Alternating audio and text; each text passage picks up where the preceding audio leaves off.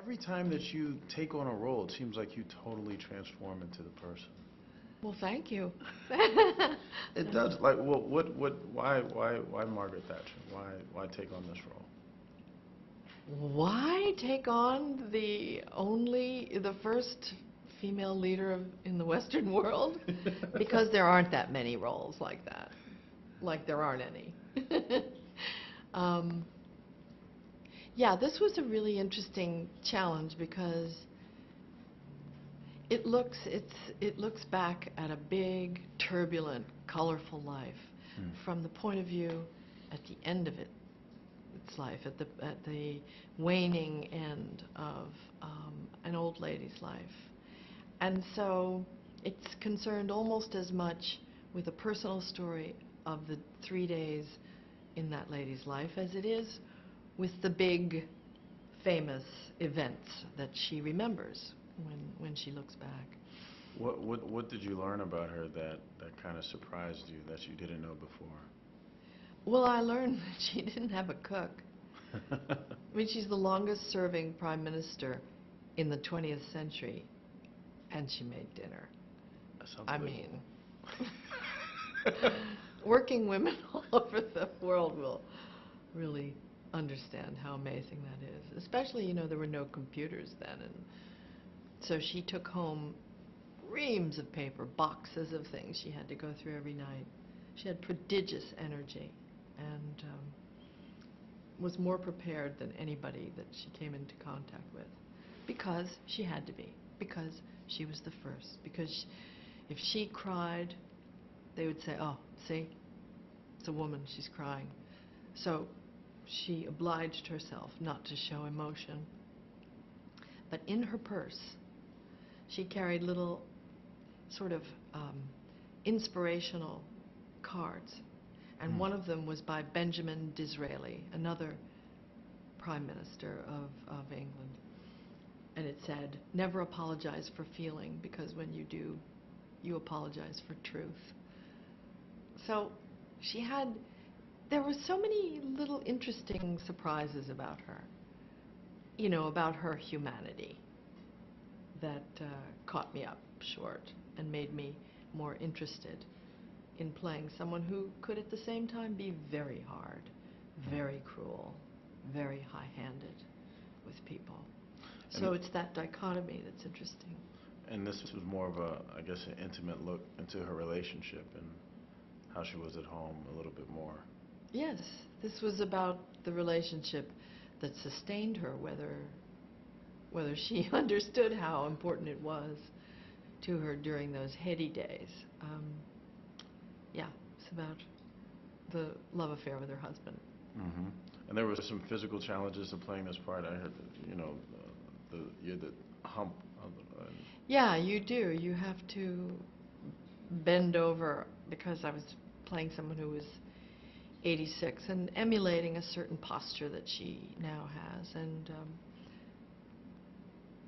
you know, I think we all have the old person that we're going to be inside us. It's just when you relax into it, you can find it. But oh boy, during the rest of the time, I wanted to stand up straight. I wanted to do yoga. I didn't have any time. We had so many hours. And the makeup, how long was Makeup was not too long. Interestingly, it's about what models do to get ready to be on the covers of magazines, frankly. And is it true that you wanted to do this film so much that you kind of slashed your salary, gave some to charity? Is that true? I gave my whole salary to the National Women's History Museum, which we're trying to get built in Washington. Because, you know, you got to stand up. That's what I was going to say. Tell me about the importance of it. Why, I mean, that's an amazing thing to do. Well, I think, you know, this was an iconic woman, whatever you felt about her policies.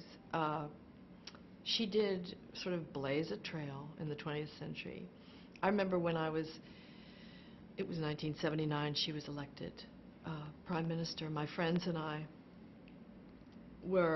didn't agree with her politics, but we were secretly thrilled that this person, this woman, had been elected prime minister in England. We thought, oh man, it's just any minute here, you know.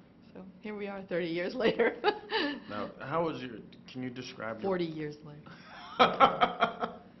Oh well, who's counting? Who's, you know, describe your process a little bit to me when you're filming it and being in character. Like, do you watch your dailies? How intense are you when it comes to taking on the role? I did watch the dailies on this because two reasons. I wanted to make sure that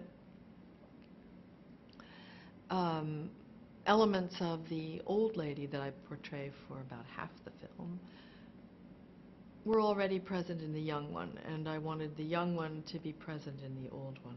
And I wanted to see if they were two, you know, I didn't want them to be two distinct people. I wanted them to be the same person. And we shot wildly out of order. We had very little money to make the film.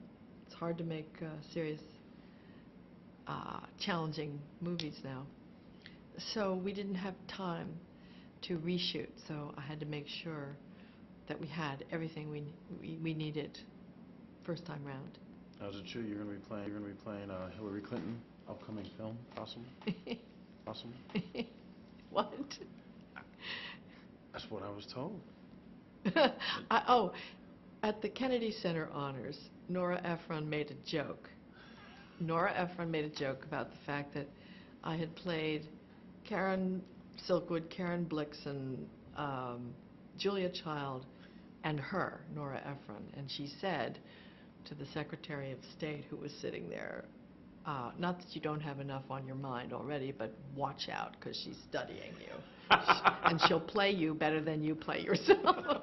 And it lastly, was very funny. You look beautiful. You look beautiful on the cover of Vogue. Oh, thank you.